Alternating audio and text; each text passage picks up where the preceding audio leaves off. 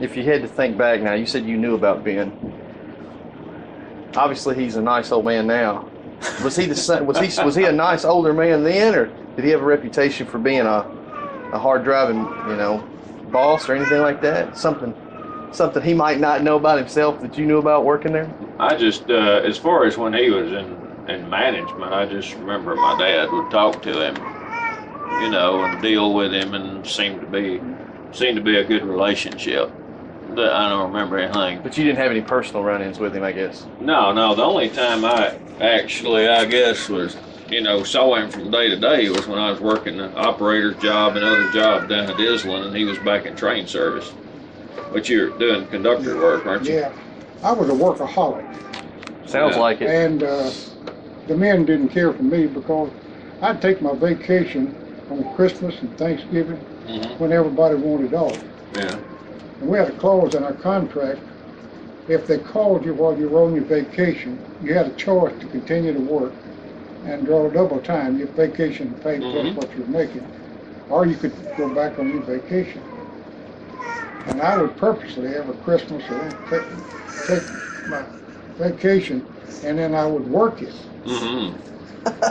And anytime they would call me for a job undesirable, like the Dyersburg branch from here to Dyersburg, nobody wanted to work it.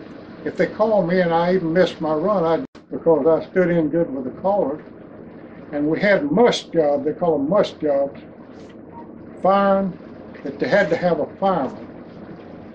And that Tennessee division, local, was one of them. And man, they'd call me and it'd make these firemen and people in engine service so mad, but they'd call me and I'd get that fireman job that pays real good money. But it was because nobody else wanted it? Huh? It was because nobody else No, wanted it? they all wanted that. But they knew you were You just dependable. get on there and pass signals for the engineer, maybe run the engine a little bit, but you... Yeah, that was, at one point, that was from Island all the way down to Louisville. Louisville, yeah. That was a heck of a run. Yeah, I ran on that as a brakeman one summer, but it had already been split into two parts. It was Louisville to New Albany, New Albany to Island. That was a bear of a run now, serving all those pulpwood industries and stuff. Was Tennessee Division the one that went through Middleton, or the one that went? Yeah. Oh, really? Right. Okay. And it was a bear because why? Well, it was a long run for one thing, and there were a lot of industries down there at the time we were serving. Having to do a lot of switching and stuff. Oh yeah. So you wasn't just like going along for the ride. You was out doing stuff in the heat, I guess. You said summertime. You're right. Huh. Yeah. So Moultan, when the line ran through Middleton, y'all did switching from Moultan, I guess, and. Let's see. Now I didn't actually switch that part of it. I switched it between Louisville and New Albany. Oh, okay. Further south than half of it. Oh, okay. That local turned for later years that New Albany didn't come back. Yeah, it would go, and I remember sitting down with my dad, and he said they're changing the hours of service law, and he was planning out how to do the engines, and they were asking him about the runs and everything, because he said we can't. I remember him talking about it. It was in the late 60s. They changed it to 14 hours. It was 16. Yeah. They changed it to 14, then to 12. And I think at first they would turn that local at Houston and come back the next day, and then the through freights were serving some of the industries south of Houston for a little while. Well, and I think they run a turnaround out of New Albany.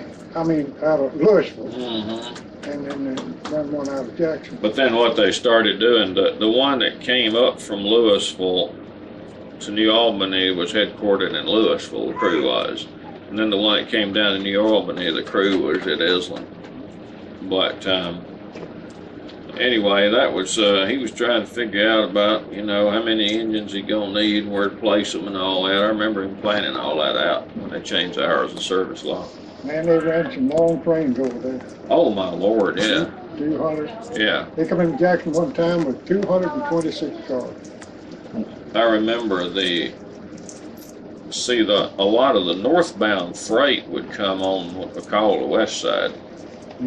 is they would actually, when it got up to Union, which is just over from Jackson, Mississippi, between there and Meridian, down Mississippi, they ran over to Meridian and picked up tonnage that had come in from Mobile, came back to Union and headed north with it.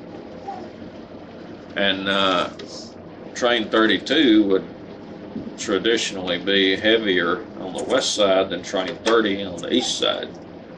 Because at 30 was going to have all it could handle by the time it got all the Birmingham stuff and the Montgomery stuff. So all the Mobile stuff that would come around, they'd send it on up on the west side. And see, 30 was having to climb Boonville Hill. That you have on your layout, don't you? Going northbound ruling grade there. And they didn't have that kind of problem northbound on 32 on Williams Hill, you know. Just wasn't such a problem. Boonville Hill was something else. I've doubled that thing many times. Yeah. Back in steaming days, the old engineers, they had rail washers to wash the sand off the rail. You sit down? Yeah, make yourself at home. Yeah. I guess but I can remember some of them old farm masters. He had a black man, Frog Smith, fireman, and he'd make him run along on the ground and keep the rail washer to wash the sand off. If you didn't wash the sand off, it would crystallize and stay on the rail, and it'd just kill you. When the cars would hit it back there, drag you down, you'd have to double. Now, when the diesels came along, they were heavy enough, it just made dust out of the sand, it just popped off the rail. Oh, really? They didn't have washers on diesel. Yeah. My goodness. But you told me that even after they got the sanders on the diesels, the automatic sanders, that they eventually disabled them, didn't you? Like, because they... No, we got new diesel, those 700s, and Mr. Brock called me personally and said, I want you to ride them out of East St. Louis. And we had them on, I don't remember what train it was, 31, I believe. But anyway, I rode the second unit with one of the factory men. First set of diesel was coming. And we got to Alta Pass, and I told him, I said, now, this Brown's Crossing right up here is about 50 car lengths from the top of the hill. You go down? No, I'm going over here and sit down because he's crawling all over the stuff all over the bed. Pull that chair out over there for by the fan.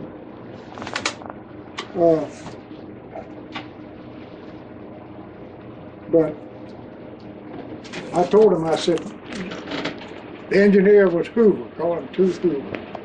I said, now, the engineer will reduce throttle to about the 7 notch, two notches down. At Brown's Crossing, I said, with the tonnage that we've got, the train would slip up and jump the train into it. And he said, oh no, he said, these new diesels won't slip. He said, tell him to.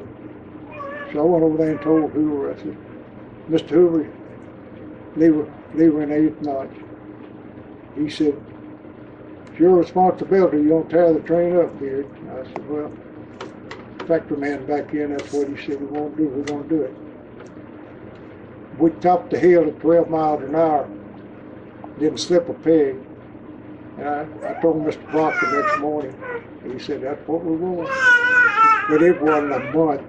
Those old sand tanks at Thames had corn cobs in them and everything. Those sanders were stopped up and right back doing the same thing with the new diesel, reducing throttle.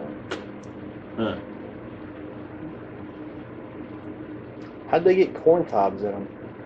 That's sand when they bring it in there.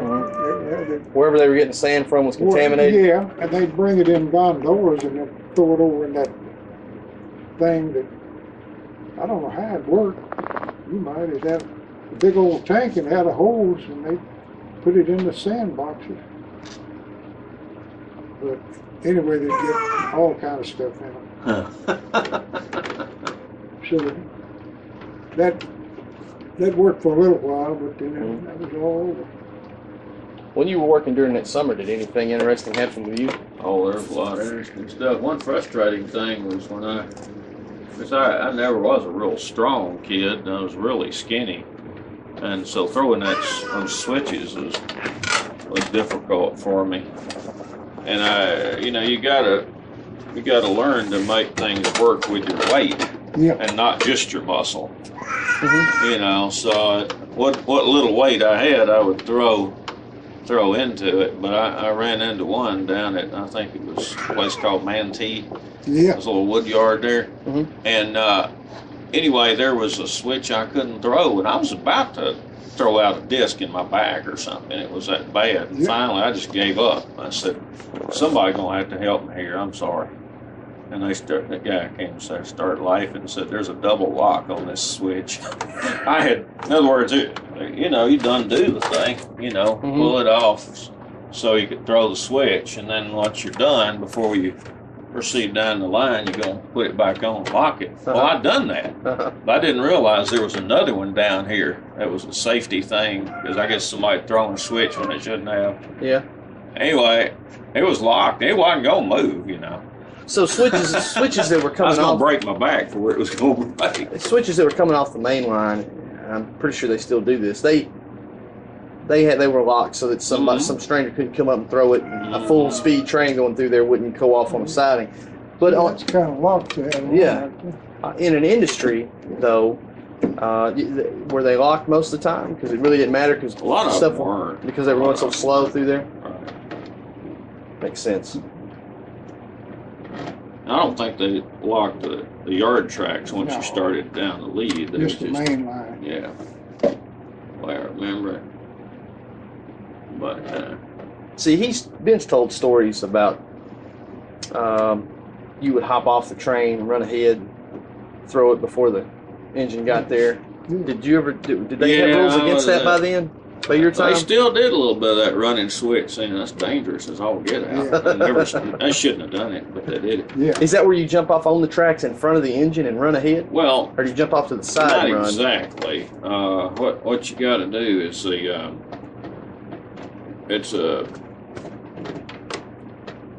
your engine has got a car behind it, and they got to get the car in front of it, basically, so that it can spot it somewhere. Maybe you don't have a place to run around it too easily.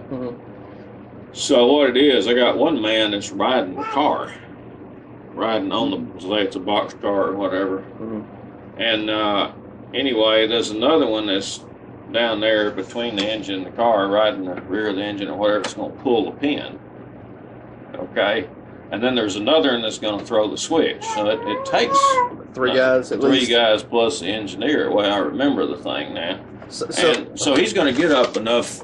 He's going to get up a pretty good speed with that engine, and he's going. And the guy, the pin puller will pull the pin, and the engine will tear out even faster. Right. And get clear of that switch.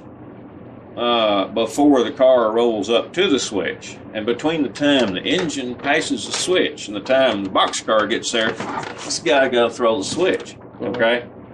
And then someone's riding on this box car, braking it. And he's got to wait and start, cranking the handbrake so it'll stop before it runs into something or goes too far. So it's a heck of a deal there. Now, I guess I was about the fastest man that ever worked on a railroad.